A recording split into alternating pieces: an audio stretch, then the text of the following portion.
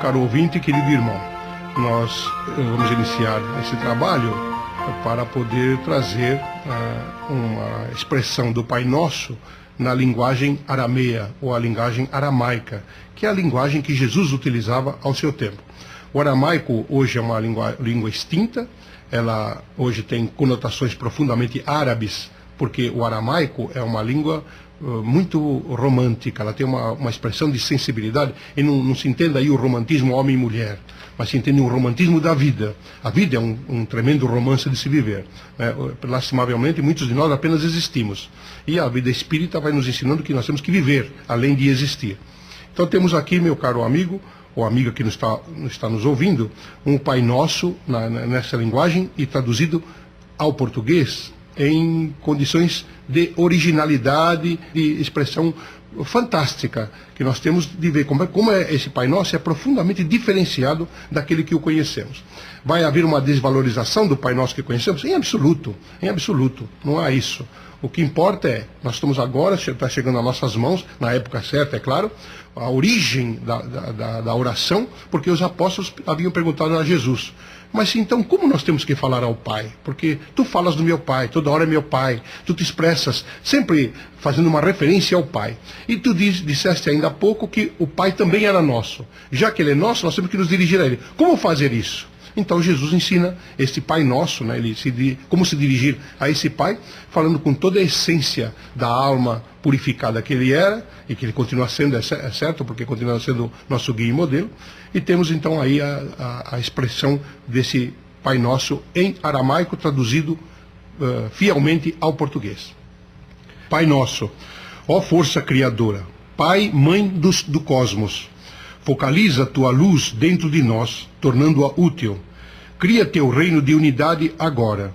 O teu desejo uno atue então com o nosso, assim como em toda luz e em todas as formas.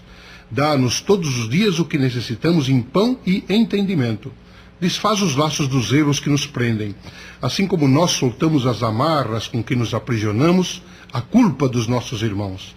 Não permitas que as coisas superficiais nos iludam, mas liberta-nos de tudo que nos detém. De ti nasce toda a vontade reinante, o poder e a força viva da ação, a canção que se renova na idade, a idade e a tudo embeleza. Verdadeiramente, poder a esta declaração, que possa ser o solo do qual cresçam todas as minhas ações. Amém. Este amém poderia ser assim seja, que é a mesma coisa. Então nós podemos fazer uma explicação a respeito do conteúdo desta oração original, que depois foi traduzida no Pai Nosso do nosso jeito, Pai Nosso que estás nos céus, por questões da própria tradição e da própria tradução que o tempo foi levando. Com muitos dos ensinamentos de Jesus, nós temos que começar a compreender esses ensinamentos com a profundidade do tempo de agora, não do tempo em que Jesus enunciou, porque ele já propositalmente, ele utilizou de uma pedagogia profundamente parabolizante para que o tempo e o espaço pudessem se fazer presentes segundo o entendimento da cultura atingida, para poder de fato compreender o ponto do ensinamento dele. Então quando ele diz Pai Nosso, já diz algo, Pai. O Pai é a essência divina. Mas ele não sintetiza apenas no Pai, ele também fala da Mãe. Então ele diz, Pai Nosso, ó força procriadora, aquela que procria, cria antes. Antes ele já tinha criado. Aonde ele criou esta condição do que nós temos, que atinge a nossa sensibilidade? Ele já procriou na mente dele. Então a mente dele já estava tudo delineado. Como nós, copiando-o, porque nós temos toda a essência divina dentro de nós, quando temos alguma coisa a fazer, nós não vamos ex abrupto fazendo, nós vamos criando na nossa mente, planejando, modificando, para depois fazer todos os desenhos, planejamento, para depois fazer de fato a obra. É o pensamento, o raciocínio e a vibração então da execução. Pai Nosso, a força procriadora, Pai e Mãe do cosmos. Veja que ele fala Pai e Mãe do cosmos. Então ele começa com o Pai, mas depois ele fala Pai e Mãe do cosmos, porque Deus não tem essa sexualidade que nós compreendemos. Focaliza a tua luz dentro de nós. Então que essa luz, na hora dele nos criar, ele colocou essa luz. Que luz é essa? É o princípio inteligente trazido na questão 23 por Allan Kardec, explicada pelos Espíritos, e Allan Kardec anotou. Focaliza essa tua luz. A tua luz é a inteligência que nós temos dentro de nós. Tornando-a útil. Então, torna essa luz útil. Como ela vai se tornar útil? Ela vai ser útil porque ela vai ser utilizada. Quanto mais avançamos no tempo do entendimento, mais nós utilizamos essa energia que temos para poder fazê-la útil, utilizá-la em nosso benefício e no benefício daqueles e daquilo que possa nos cercar.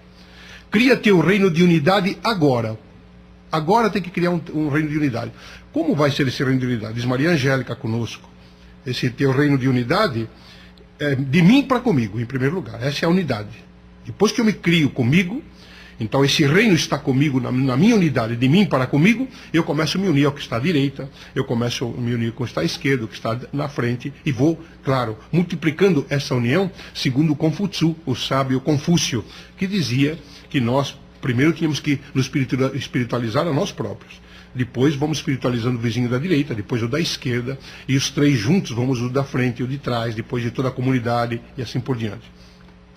O teu desejo uno, quer dizer, a sua inteligência una de Deus, há uma unidade sempre. Nós é que não entendemos. Então, Deus é uno em essência. Então, ele sendo uno em essência, ele tem um desejo uno. Atue, então, com o nosso. Então, essa unidade dele, essa essência dele, possa atuar com a nossa essência. O nosso entendimento dele mesmo, e entendendo a ele, para poder entendê-lo, nós temos que nos entender a nós próprios. Assim como em toda a luz e em todas as formas.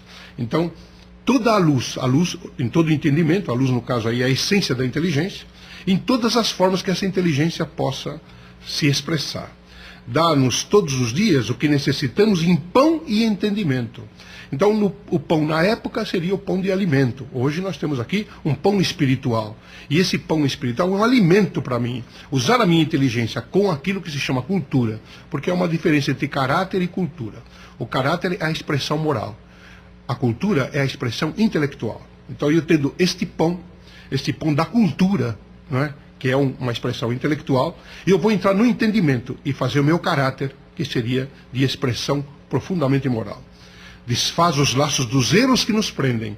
Então há erros, porque nessa marcha natural, nós que somos cocriação de Deus em ponto menor, estamos fadados ao erro, do erro ao acerto o erro. O erro tem prevalência, tem necessidade nos instintos. Depois nós vamos acertando. Como? Superando a própria instintividade, sublimando-a pela inteligência, nós vamos para os acertos. Então, quando nós estamos nos acertos, nós queremos que os laços dos erros se afastem. Porque eles nos prendem, nos permitem que a gente avance para novas experiências, novos erros, para atingir novas etapas de acerto.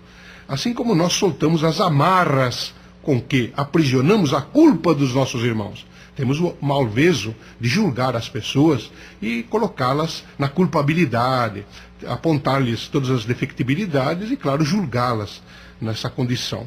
Então nós temos que fazer isso. Nós devemos soltar as amarras, devemos deixar o ímpio, o ímprobo, naquela condição natural de que ele possa compreender. Mas antes de soltar-lhe as amarras, vamos prendê-lo na luz do entendimento, na luz da essência divina. Aí está o fenômeno da educação.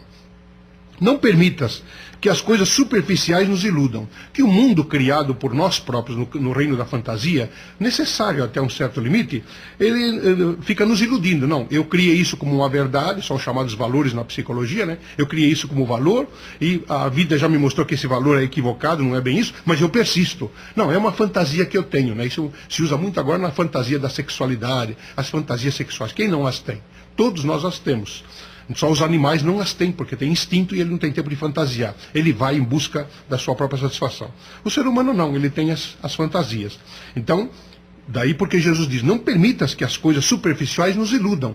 Essas coisas, muito vagas, as pequenas coisas, diz Maria Angélica conosco, as comezinhas questões. Nós ainda nos apegamos muito a comezinhas, pequenas questões que vão nos iludindo. Mas liberta-nos de tudo o que nos detém. Nada pode nos deter. Então nós temos o que está nos detendo? A nossa própria inferioridade intelectual, a nossa própria inferioridade moral ainda. Isso nos detém. Então liberta-nos, quer dizer, nele, na essência dele, nós vamos aprender. Como nós vamos nos libertar? Ele vem e fala, você está liberto? Não. Deus nos deu a inteligência. Então, ele nos dando a inteligência, ele liberta-nos de tudo o que nos detém. Tudo que nos para o nosso progresso, na lei de progresso, questão 776 e seguintes do Livro dos Espíritos, a lei de progresso, a lei de evolução, nós não podemos nos deter, temos que seguir adiante. De ti nasce toda a vontade reinante. Veja, a vontade reinante é dele. Então é nele que nós temos como ponto de referência para poder evoluir. Como ele é a própria essência da evolução, é nele que nasce toda a vontade minha de poder progredir. Quando eu me sinto nele, eu quero progredir. Quando eu o tenho apenas como um símbolo, Deus lá e eu cá, como os agnósticos fazem, então Deus existe mesmo, é verdade. Mas ele fica lá e eu fico aqui, eu cuido de mim, ele que cuide lá do que ele tem que cuidar e pronto. Não, essa vontade reinante nasce dele em mim. Eu então me toco na própria essência divina. De ti nasce toda a vontade reinante, então repetindo, o poder e a força viva da ação. Então eu tenho o poder, porque eu tenho a vontade me dá um poder, e com esse poder e a vontade eu tenho uma força viva, alguma coisa que me move, me estimula, me emula para que eu vá para a ação. A ação, a canção que se renova de idade, a idade e a tudo embeleza. Então veja que beleza é isto, a canção, quer dizer, a vida é uma melopeia de amor, né, diz Maria Angélica, é um hino de amor, e por causa disso, esta canção se renova de idade a idade, quer dizer, cada hora nós estamos ouvindo uma melopeia divina de modo diferente. Diz Maria Angélica conosco que a melopeia é sempre a mesma, mas sempre cantada de ritmos diferentes para mostrar a diversidade. Porque Deus é uno em essência, mas multifário em expressões. Por isso daí tantas religiões na Terra e tanta forma de entender Deus. E tudo em beleza. Por quê? Porque quanto mais eu vou chegando de idade, na idade que eu estou hoje, e na condição de espírita cristão, quantos séculos já se dobraram para que eu atingisse a etapa que eu estou agora? Então, eu estou numa outra idade, a idade espiritual, a idade espírita, na profundidade da palavra. Então, para mim, está todo um mar de belezas até onde eu atingi. E Maria Angélica conosco diz, o Espiritismo é muito mais do que tu supões, meu filho, porque ele é muito mais além do que se pode pensar. Então, atingiste uma etapa, já te estimulas e a tua sensibilidade te leva aos paroxismos da expressão. Muito mais ainda espera no campo da evolução para todos nós. Por isso essa situação de beleza, ela vai se transformando. Daí porque a beleza e a feiura não existem. Estão nos olhos, ou diz Maria Angélica, na sensibilidade de quem vê. Verdadeiramente, segue Jesus, poder a esta declaração. Verdadeiramente, esta declaração que ele está fazendo, para nos ensinar como orar ao Pai, é uma declaração, né? Uma ação de falar, de declarar. Eu me declaro a Deus. Eu tenho isso verdadeiramente, eu tenho certeza de que quanto mais idade eu tiver, quanto mais velhice eu atinjo, quanto mais eu me desencarno, eu vou para o mundo espiritual, fico o tempo lá que for necessário, retorno, eu estou cada vez envelhecendo mais, e a palavra envelhecer, sem envelhecimentos, ela me leva a uma expressão cada vez mais moça, cada vez mais verde, cada vez mais madura, ao mesmo tempo, para poder entender tudo na essência da vida. Então, quanto nós teremos que caminhar para poder entender bem o poder a esta declaração, esse poder de eu me declarar com Deus. Hoje eu me declaro com Deus como estou me declarando agora, como estamos aqui nos declarando. No entanto, esta declaração ela vai ser repetida muitas vezes mais, multifárias vezes mais, mas de modo e entonação completamente diferenciado, segundo o patamar intelectual e moral que eu possa ter atingido. Então diz Jesus ainda, que possa ser o solo do qual cresçam todas as minhas ações. Então, verdadeiramente, este poder é essa declaração. Eu me curvar vibratoriamente, espiritualmente a Deus, que isso possa se tornar um solo, alguma coisa. Solo é alguma coisa rígida, alguma coisa que eu posso andar, alguma coisa que me sustente, que eu não caia. Não é? Eu estou no solo já, então, mais além do solo, eu não caio.